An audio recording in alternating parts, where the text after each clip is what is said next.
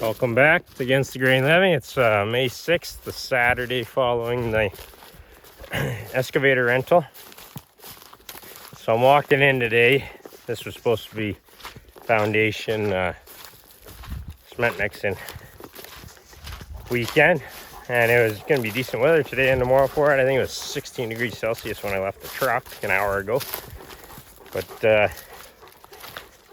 as you saw from last video, the tractor is broke down. So on Wednesday, me and my brother came up to diagnose it. So for you that don't know, he's a big dirt bike guy, has a handful of them. We came up with his race trailer and brought in the TW200 and one of his KTMs with some tools on each to diagnose the tractor. And when I get up there, I'll give you an update on it, but just wanted to show you. It's dried up a lot, but this is where I had the excavator buried.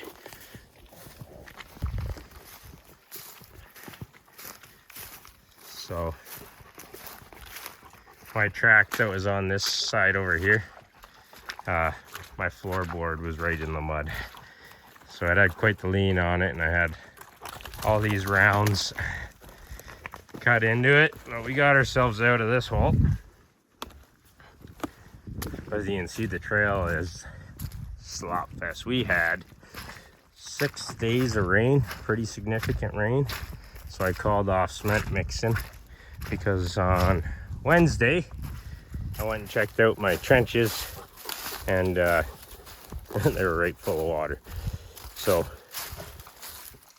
I was gonna bring in some other stuff with my uncle on his 4-wheeler today, but it was so bad with the dirt bikes trying to navigate this stuff in this much muck, and they can get around the holes better than 4-wheelers and other equipment, that I just said we're gonna let it dry up before we get any other ATV or anything in here. Just ruin the trail, really. It's the wrong time of year to be doing this stuff, but I have an agenda, and I only have so many weekends, so this hill was not fun on the dirt bikes. Same one that I had chained up in that last video. Oh, tanky, you get so many burrs stuck in the sticks. But this one was not fun on the bikes. You can see I danced over there and then over here with the excavator, hooking and pulling with the chain. But we'll touch base with you when we get into the tractor. So when me and my brother finally made it to the tractor, did some diagnosing. We got it running, but we wanted to walk it into my property, just so it was on my side of the gate, and then order some parts. But we had to go through this bog, which was terrible. So it had a bunch of logs from getting the excavator through. Then we threw a ton more in it, but we were buried in here, and we couldn't back up because this stumps here and my drawbar kept hitting it backing out. So we ended up having to have 4 2 under each tire logs going this way, and get all the other ones out from in front of it so that the bucket could help push myself out. And then we simply bushwhacked on virgin, and then I grabbed all the speed I could get to go through here. But we got the tractor into the property, but this was all in the dark, which was a joy, and we're on dirt bikes that didn't have any means of towing a tractor out. Didn't have my winch or anything like that, because we're keeping the packs pretty light for the sketchy ride in the mud. So we made her into the build site, and here's the tractor. It's sitting under a tarp, not gonna uncover it for you, but the diagnosis was solenoid for the glow plugs stuck on. So the last duration the tractor was running, glow plugs were drawing more than the alternator could replenish from what my brother tells me, and drain the battery right down, but the tractor continued to run on the alternator. And then when we shut it off for the brake and went to fire it up, the battery was right dead. So it had no cranking power or anything. It still read like 12.2 volts on the voltmeter when I checked it on the Sunday, but not enough to. As soon as we shorted the battery, it dropped way down in volts. Anyway, I gotta get this pack off because it's like a 70-pound pack. I've had it on for an hour and 15 minutes, but this is why we're not doing foundation. So I brought a length of hose and a water pump, and we're gonna try to drain that out and see if I have a big tarp that can cover the 3 trenches. Well, the dogs have a way to drink and stay cool, but we have all our rainwater collection that we're gonna, all the pails that are up there, so we'll get them all in the IBC tote. Tarp didn't really do nothing. So I'm in behind where all the timbers and the beams are, okay, thank you, where they're all stacked. I'm gonna have to move this and clear some of these sticks and stuff, but on this rock edge here, I'm gonna build something like a 3-foot by 6-foot shed for all the tools and stuff, with all the material that's not allocated for anything. Start on it today anyway, but I forgot to take this out of my uncle's bush buggy. It's just the pipe for tipping the cement mixer. We've got length of hose came in with me, and some tools that aren't here. So while this little pump's working off the Jenny, the garden hose, I'm going to be working on this little shed. I'd like to get it done between this weekend and next. Well, aside from the dogs wanting to lay where I work because I got a nice cold spot for them, we've been making progress. Generator's still running that pump on the first trench still. I just keep setting the pump in those pails or the trays, but it's almost empty, the first one. So we stripped off this rock. We decided to shift from where the camera is this way because it was a little broader and a little more level until I got the dirt off, and then a little irregular. So I'm hoping my cheap hammer drill will put in 5 bolts into this rock. We'll see. If not, this will have to wait for another day when I have like an SDS hammer drill, whenever I can get my hands on one. But I got the laser set up and marked some stuff out. I don't know why I try to be so precise within a regular shape, but I'm trying to get 5 feet by 8 feet, and I have my 4x4s all dragged down here that I had on the mill. I didn't have very many of that material, so I'm going to use those for the upright posts, and then the posts will be pinned right to the rock, and then just use 1-inch boards from there. A little bit of 2x material.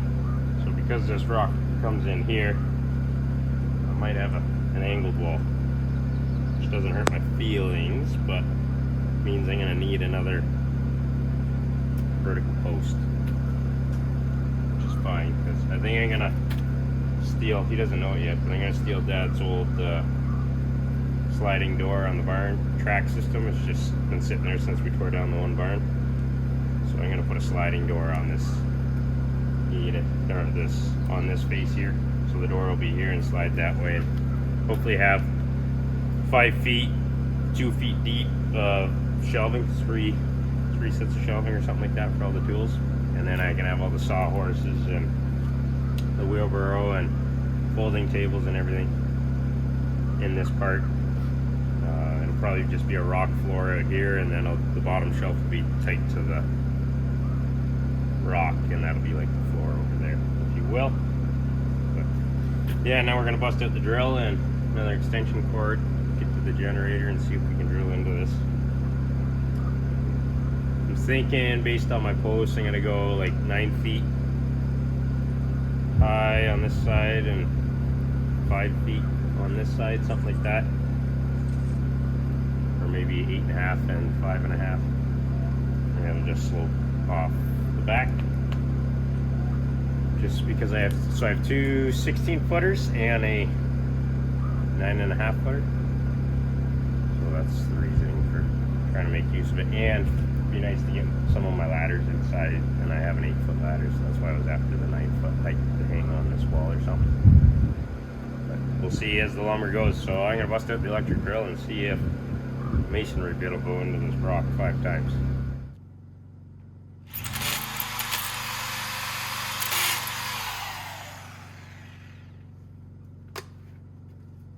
There's the first one.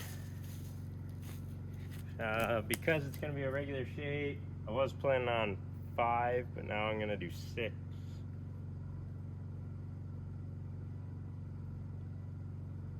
Yeah, I think 6. So I'll drill 6 holes, but I only have brackets for 5.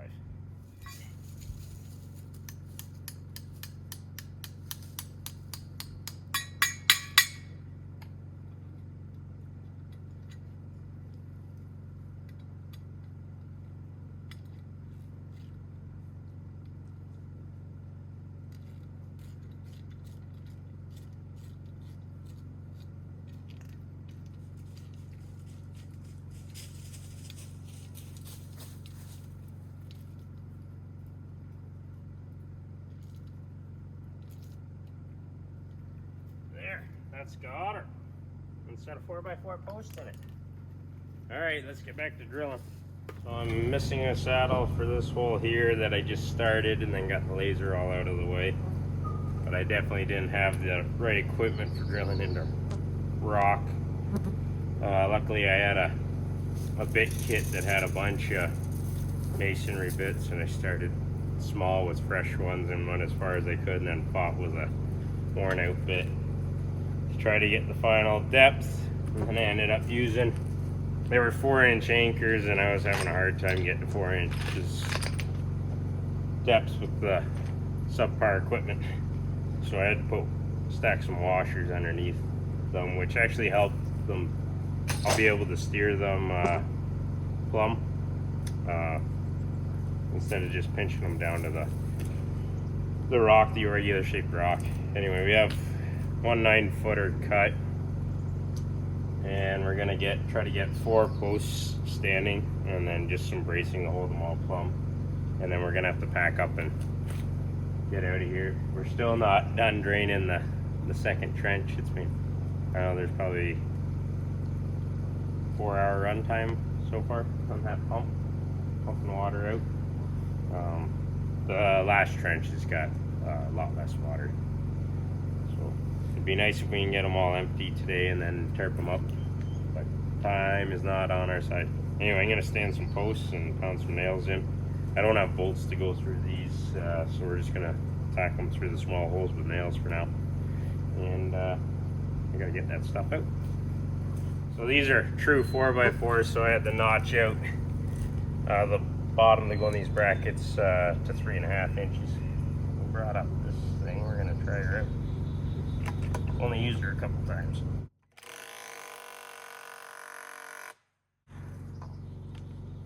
Safe swinging. Alright. We're going to try to get a couple more posts in and get them all plumb. So there I just notched out what I had to get a 3.5 inch dimension there, and then just a spade bit to give clearance for the anchor to go in from the bracket. You see the black flies? They're here. Anyway, we're gonna clean up because there's a bit of work with that, and I'm gonna try to drape a big tarp over the trenches. They're not quite drained, but it'll prevent more from going in. So I got 5 posts standing and braced.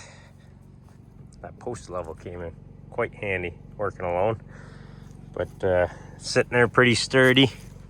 And then I have another hole that started there, and she'll be in a regular shape. I'm standing at the sliding door here,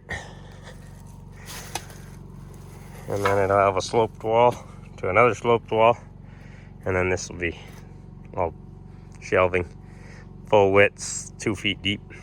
Then you put 9-foot ladder here or something. So I gotta get these 3 posts level, and then these 3 posts level with each other once I decide their final height and the angle and all that. But for now, we're gonna clean up stuff, and maybe next time I can finish up everything but the door and maybe the roof. So more water has settled back into that one, and well, the float's probably, I don't know if it's running right now. Yeah, it's still running. While I'm cleaning up, we'll probably set that in a little further.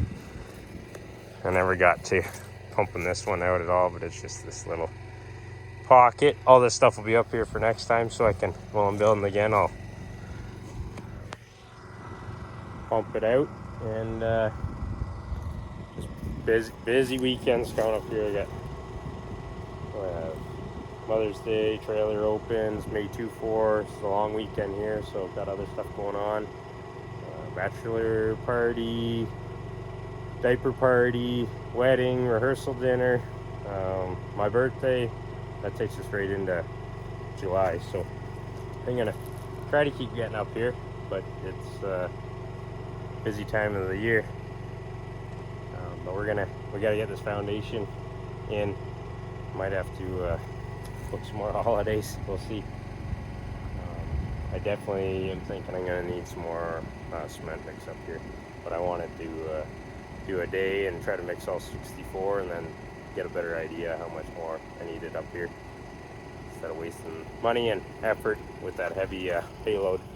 But we're gonna get out of here, so thanks again for watching. Yeah, we're making progress, and get the rest of these tools up here once I get this shed, and once the foundation's in and the backfilling's done, it's a lot easier for me working alone. Some of these bigger early projects, it's nice to have help, and I'm at the mercy of others' schedules, and it's hard filming because I don't want to waste their time. They're kind enough to help me. So anyway, take care. We'll see you next time.